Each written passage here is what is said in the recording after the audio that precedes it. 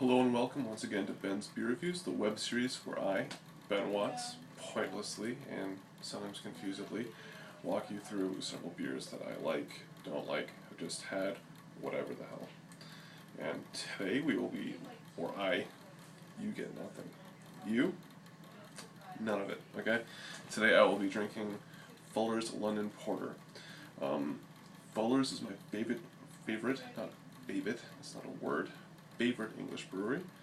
And I believe that this porter was built on a recipe from, I don't know if it says,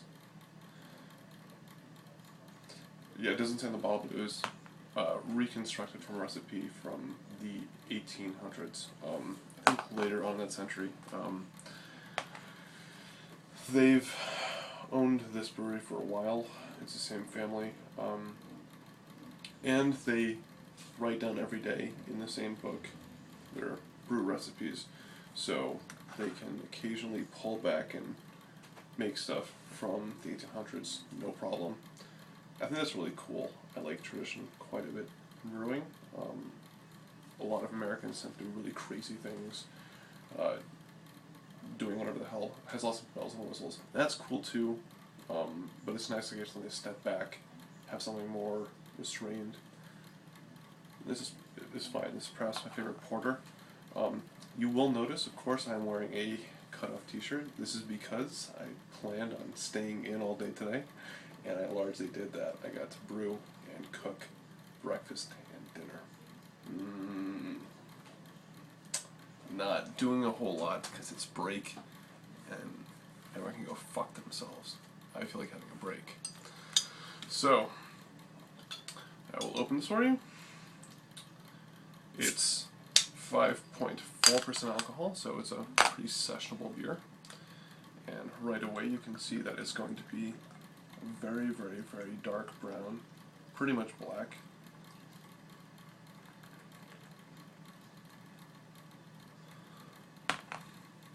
I say pretty much because around the edges you can see definitely some red highlights. Just about a 1.5 finger head there. Nice, very tight bubbles. Camera's over here. Nice, very tight bubbles. Light, like khaki, kind of light brown head. Very good looking beer. Some larger bubbles resting from the glass. Appearance, this is fantastic. Also, one thing I must say, I really like Fuller's bottles. They're very classy looking. Yeah, cool. I actually like Bellhaven. Enjoy drinking Fuller's ESB with my dad a lot when I was a kid. Not a kid, like early high school, late middle school. So yeah, let's get into the aroma. The aroma has lots of bittersweet chocolate, light coffee-ish notes, toffee. Once again, a tiny bit of dark fruit, but not as much as the other two beers by any stretch. This is a very toffee-forward beer. Kind of slight toastiness. Obviously roast malts, but like a toasty bread. Even a biscuitiness. You do get a bit of hops. I'm sure they use Fuggles and East Kent Goldings. They're a British brewery, so I'm sure they use those. And in on the taste, let's go on the Fuller's London Porter.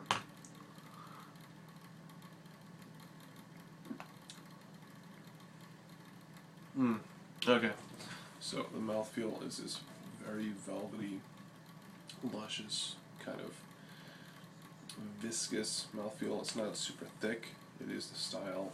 It's not like a huge stout, but it does have a nice thick richness to it, which I like. A lot of toasty, kind of dry coffee notes in the front of the taste, and on the back end you get lots of toffee. And that's really the reason I like this beer. It has lots of toffee. Nothing is more disappointing for me than a really dark beer that has only roasty notes and nothing to back it up.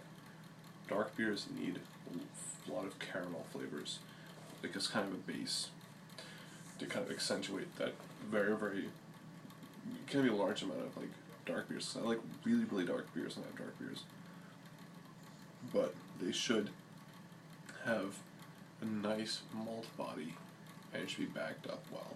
And this, for this style, usually when I get porters, they feel very, very light by that initial kind of bitterness. And this backs up very, very well, especially given the fact that it's only 5.4% alcohol.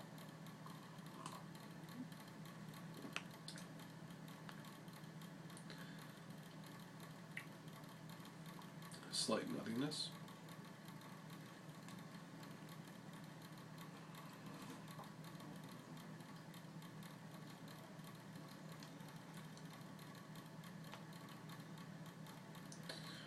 Yeah, once again, it's not the most complex beer. It doesn't need to be. It excels at exactly what it's trying to do. That is be a great, sessionable, traditional porter. It really does it really well. It has nice, dry, roasty astringency on the back end. The finish is pretty long. But for porters, this is absolutely fantastic. You can get this pretty easily. Not as widely available as it used to be, but you can get this pretty much anywhere that carries Fuller's, which is not the most common brand in the United States, but it is pretty accessible. If you can get it, you like dark beers, I heavily suggest that you get this one. I'm going to give it a 95 out of 100. Once again, it's not the most over the top, it's not the most complex thing, it's not the biggest, but it's very smart at what it does. It does very well. It's very enjoyable. 90 out of 100. This has been Ben's review of Fuller's London Porter. See you next time. Hopefully, I'll be wearing sleeves.